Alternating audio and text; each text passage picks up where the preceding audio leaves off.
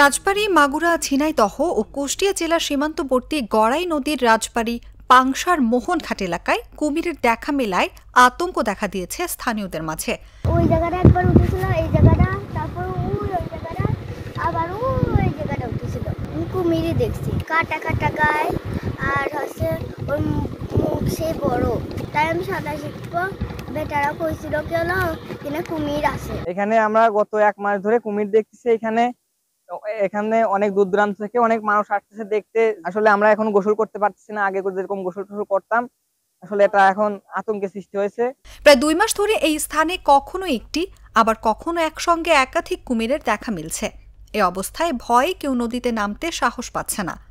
আগের মতো নদীতে গোসল করা, মাছ ধরা, গরু মহিষ গোসল না করাতে পেরে বিপাকে পড়েছেন স্থানীয়রা। আমাদের এই পাশে হচ্ছে পাংশা থানা, যে রাজবাড়ী জেলা, ওই পাশে হচ্ছে ঝিনাইদহ জেলা, শোলকুমার থানা। আর একটু ওই সাইডে গেলে পারে কুষ্টিয়া জেলা পেছে যায়, খোকসা থানা।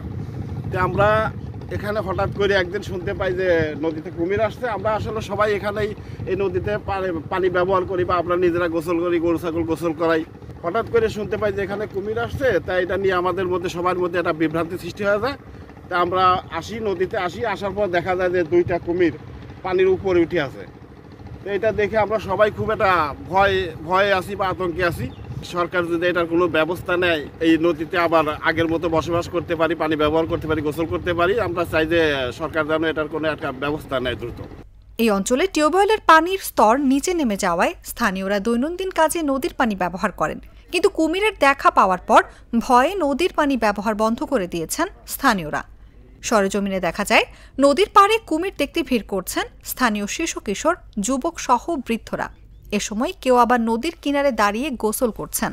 এখানে হঠাৎ করে কুমির দেখা যায়, কুমির ভেসেছেন, দেখেছি, আমিও দেখেছি, আপনারা শুনে এসেছেন, এলাকা অনেকে দেখেছেন। সকলের বাড়িতে পুকুর নেই, পুকুর না থাকার কারণে আমরা এই সমুদ্রেতে গোসল করতে আসি।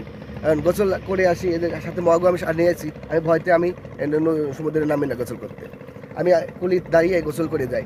তবু ভয় করে যখন যদি কুমির ডুবে থাকে, হঠাৎ করে ধরে নিয়ে যায়। আমি ন্যাশনাল জিওগ্রাফিতে দেখেছি যে হরিণ কিভাবে ধরে কুমির পানির কিনারে এসে।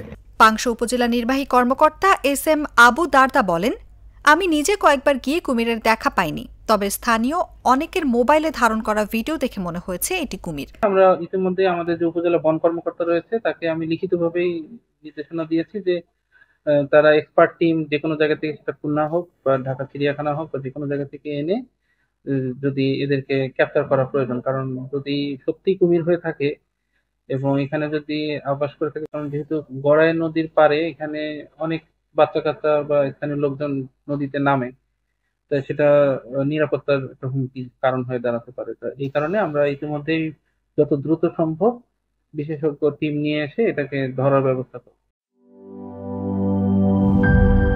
মাঠের অলরাউন্ডার আমি, আর ঘরের all rounder Tylox. Tylox toilet cleaner, clean মানেই টাইলক্স।